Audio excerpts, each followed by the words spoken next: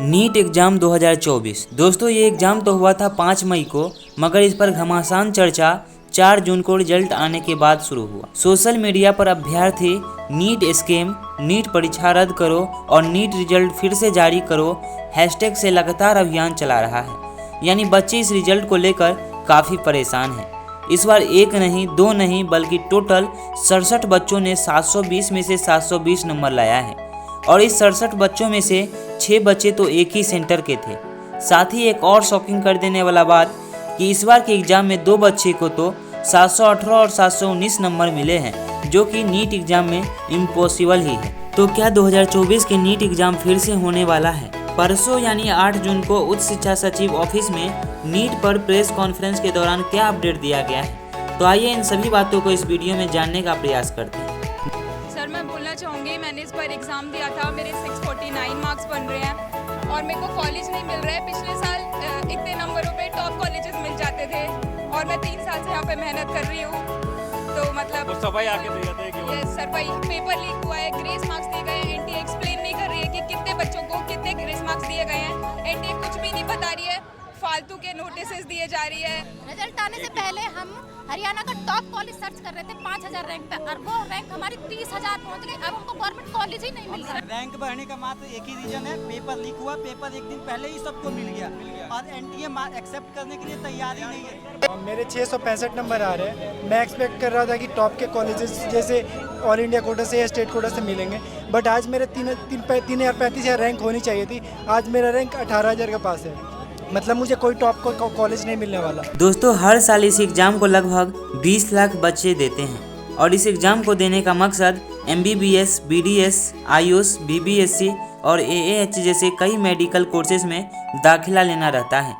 इस बार NEET UG परीक्षा 5 मई को हुआ, जिसके लिए 4,750 सेंटर पर एग्ज़ाम लिया गया और इस बार के एग्ज़ाम में लगभग 24 लाख छात्रों ने भाग लिया। दोस्तों परीक्षा से कुछ ही दिन पहले पेपर लीक का दावा करने वाला एक वीडियो वायरल हुआ, जिसने पूरे सोशल मीडिया पर हड़कंप मचा दिया।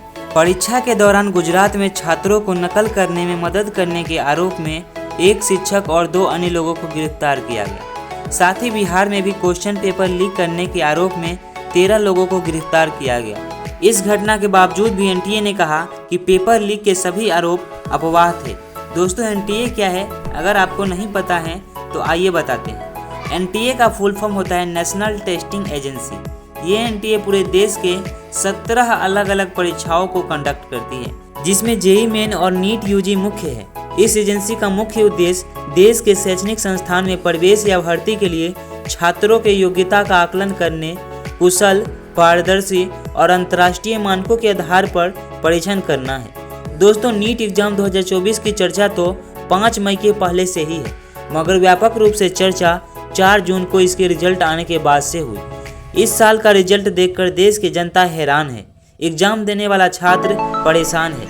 नीट एग्जाम 2024 को स्कैम बताने का मुख्य 4 कारण है। कारण नंबर 1, कई लोगों का मानना है कि इस बार एग्जाम से पहले ही कई छात्रों के पास क्वेश्चन पेपर आ गया और कई छात्रों को तो क्वेश्चन पेपर रटवाया भी गया। कारण नंबर 2, हर साल 2 से 4 छात्रों को ही 720 में से 720 नंबर आया है, मगर इस साल 60 से अधिक छात्रों को आउट ऑफ मार्क्स आए। कारण नंबर 3, इस बार 2 छात्रों को 718 और 719 नंबर मिले हैं, जो कि नीट एग्जाम में आना इम्पॉसिबल है। देखिए नीट एग्जाम में टोटल 180 प्रश्न पूछे जाते हैं और ये सभी प्रश्न 4-4 नंबर के होते हैं, यानी नीट परीक्षा टोटल 720 अंक का होता है।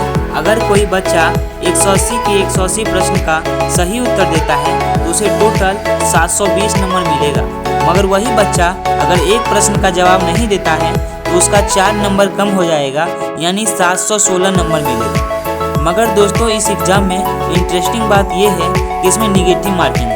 अगर मानिए कोई बच्चा 180 के 180 प्रश्न पूरे बनाए मगर उसमें से एक प्रश्न गलत हो गए तो यहाँ पे उसका 4 नंबर तो कम होगा ही, मगर एक और नंबर निगेटिव मार्किंग के तहत कटेगा, यानी टोटल 720 में से 5 नंबर कम मिलेगा उस बच्चे को, यानी 715 नंबर मिलेगा। तो यहाँ पर 718 और 719 नंबर मिलना इम्पॉसिबल है। जब ये प्रश्न एनटीए से पूछा गया तो उसने बताया कि कई सेंटर पर पेपर बच्चों को देरी से मिला, जिस कारण बच्चे को लिखने के लिए कम समय मिला तो ऐसे में बच्चे को ग्रेस मार्क दिया गया है और ये ग्रेस मार्क्स छात्रों के आंसर देने की एफिशिएंसी और टाइम लॉस को देखकर बच्चे को ग्रेस मार्क्स दिया गया है। और ये ग्रेस मार्क्स टोटल 4 स्टेट के लिए दिया गया है, पंजाब, हरियाणा, छत्तीसगढ़ और एक दिल्ली।